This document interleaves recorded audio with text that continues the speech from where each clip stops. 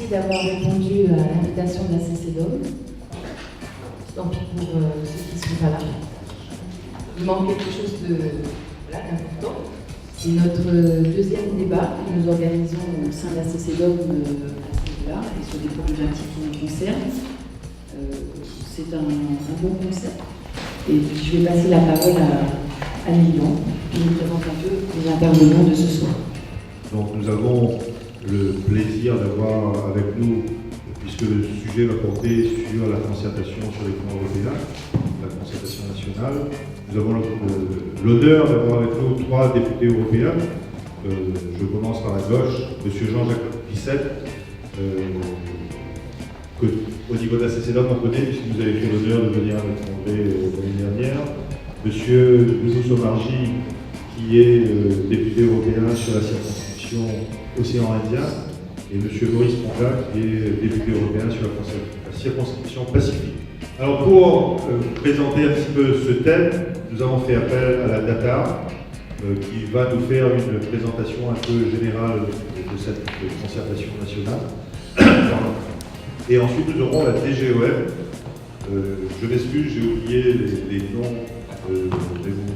Vous présenter lorsque vous prendrez la parole, qui nous fera un cadrage plus particulier en ce qui concerne l'outre-mer. Pour la DGOM, c'est un peu logique, je dirais. Et puis nous avons également notre partenaire, l'EFCCRE, qui est présent avec son directeur et son adjoint, qui nous feront une présentation un petit peu différente, je dirais, sur la situation où on en est au niveau de l'Europe aujourd'hui. Et puis, à tous seigneurs, tout honneur, je pense que sans qu'il y ait des interventions, à l'issue de ces présentations, nous demanderons à nos 3 députés européens qui seront là, et bien de nous donner leur éclairage à eux, puisqu'ils sont en interne dans le feu d'action, je dirais, ils nous donneront leur éclairage à eux. Et puis ensuite, la parole sera libre pour tout le monde, pour intervenir, donner votre sentiment, poser des questions, etc. Donc si vous en êtes d'accord, on ne va pas prendre plus de temps, et puis le service se fera au fur et à mesure, ça sera convivial, il n'y a pas de formalisme précis. Donc je vais demander à la DATA, qui est ici présente, de commencer. Donc, merci beaucoup pour l'invitation.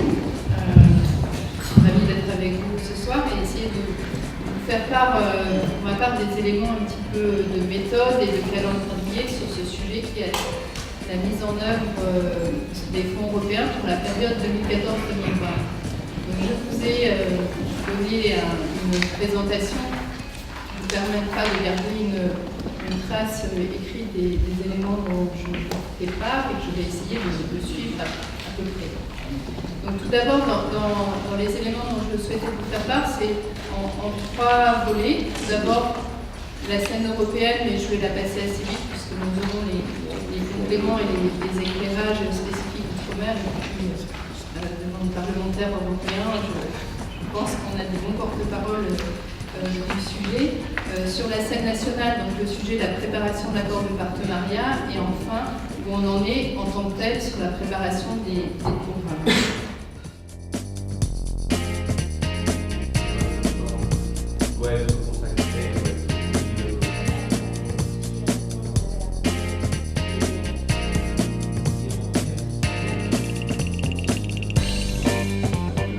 L'outre-mer, on ne va pas avoir de complexe en matière européenne. On pèse près de 30%, 28 je crois, on pèse 28% de la politique de cohésion. Donc en réalité, on voit être les questions ultramarines, les questions touchant aux spécificités des rues doivent être affirmées en permanence. C'est vraiment très important. C'est d'autant plus important que l'influence de la France dans ce domaine est en perte de vitesse, puisque faire entendre la voix des Outre-mer, on n'a plus que 3 États membres sur 28 au 1er juillet, et ça nous pose des problèmes.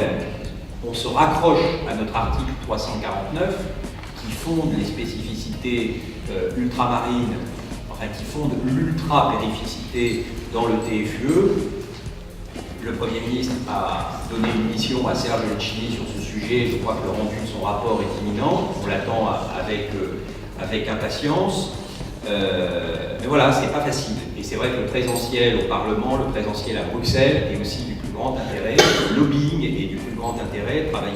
Bien travailler en boucle de manière à être en mesure de faire passer nos spécificités.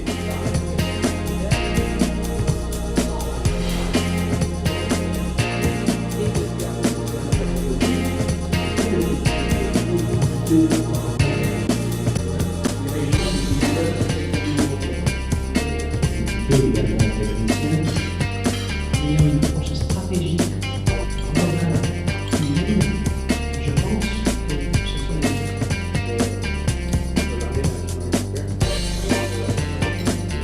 Alors, c'est vrai par rapport à ce qui a été dit sur Cotonou, on peut dire sur les négociations européennes de niveau national, c'est quand même depuis 2010, c'est la publication de la stratégie Europe, on a quand même senti une volonté très affirmée, je dirais, des gouvernements successifs, voilà, de défendre véritablement la question des luttes au niveau européen, parce que cette question, vous savez, elle est questionnée, elle a toujours été questionnée, et nous on peut témoigner quand même de la très forte volonté du gouvernement pour défendre cette question, et c'est vrai que vous allez bénéficier, en tout cas les régions et départements d'outre-mer, du droit commun, de la politique de cohésion au titre de la politique de convergence, et par ailleurs vous allez bénéficier, et c'est ça notamment qui a fait l'objet de débat, d'une allocation spécifique, c'est l'allocation RUP que chacun d'entre vous connaît. Et c'est vrai que là-dessus, on a senti effectivement un consensus assez généralisé du monde des collectivités territoriales d'outre-mer, bien évidemment des parlementaires européens et de l'État, pour défendre ce dispositif. Je fais une parenthèse en disant que cette affaire d'allocation RUP n'est pas un cadeau fait à la France et à ses territoires d'outre-mer. L'allocation RUP est affectée sur la base de critères objectifs. Donc ça ne participe pas, si vous voulez, des grandes négociations et des cadeaux que chaque État peut essayer de retirer des négociations sur le budget européen. Et d'ailleurs, par le passé, un certain nombre d'autres territoires européens ont bénéficié de dispositifs particuliers. Je pense par exemple à des territoires d'Europe du Nord avec des faibles densités de population, qui ont eu des dispositifs adaptés.